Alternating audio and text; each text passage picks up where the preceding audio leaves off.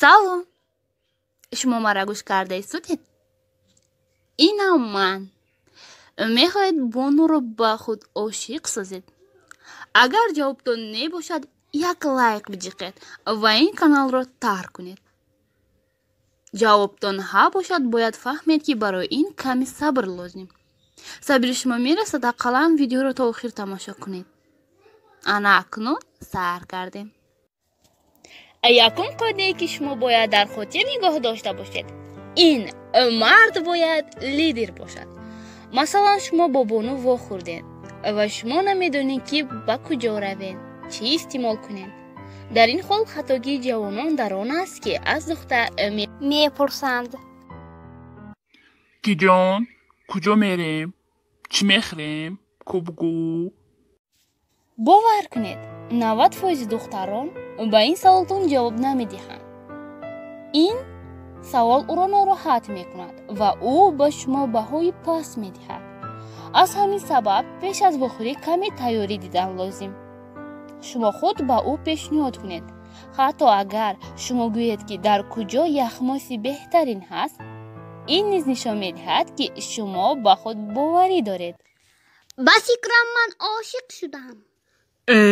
دبادم زدینه کی چه کنم دل سیاوم؟ ماینا فکر کن. او را فراموش میکنیم تمام. نیکی من بیوی میمرم. ای را وجود 20 بار برای 99 دخته گفتسته. نه که توچ نمیمرم. در نروی بازی نکو. مایلی اگونج فکر میکنم. باید در کانال خوشبخته به پادپیساست کنیم. با دختر نشان دهید که درباره وی بسیار چیز دانستن برای شما اینترس نیست. با وی بسیار سوال دهید و جوابش را تا آخر گوش کنید. از همین سبب ما 2 گوش و 1 دهان داریم. خطاگی بسیاری از ما در آن است که ما تنها خودمان بی استانوفکا گپ میزنیم. بلا بلا بلا. در این حال با دختر با شما صحبت کردن الکی نامعقول می شود.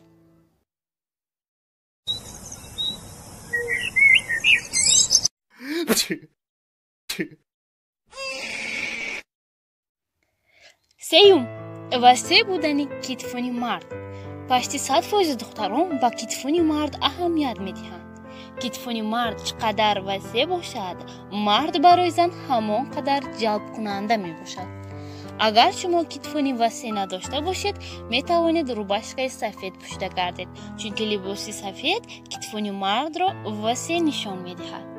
و باز آستین لباس را تا اورنج قطع کنید، چون که دختران دوست می دارند وقتی دستان مرد نمایان است. ای گوشت میخری؟ جارم طرز درستی گپ زنی. بسیار ایده ها بمانندی.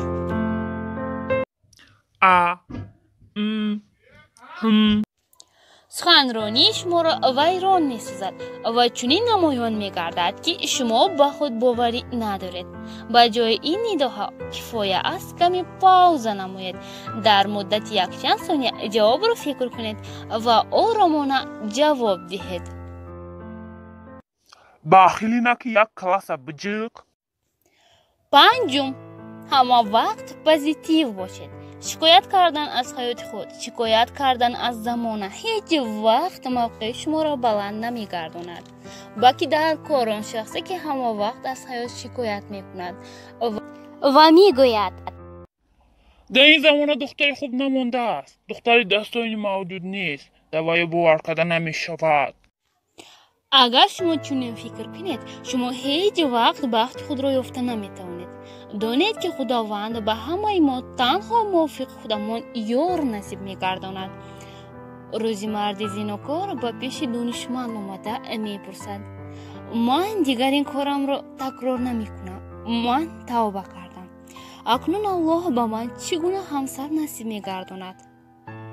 جواب دانشمند چنین بود: زنی را که توبه کرده است. 6. هیچ وقت نرخ تحفه را نگوید. شاید دختر از شما پرسد فلان چیز را برای من چند سومان خریدی ба ин савол ҳеҷ гоҳ ҷавоб надиҳед, даже агар ӯ худаш мепурсад, чунки вақти шумо ба ӯ чунин ҷавоб медиҳед, قیمت خریدم گفتستم کو ارزانه کی بد خریدم. ба нави духтар қадратон паст мешавад. ташаккури зиёд барои тамошо. бо шумо хушбахт тв буд. бо мо бошед ва хушбахт бошед. агар ман ба шумо каме ёрдам дода тавониста бошам, хеле шод ҳастам. шумо низ ба мо бо лайк, подписка, комментария хеле кӯмаки калон расонида метавонед. Подписаться к ним.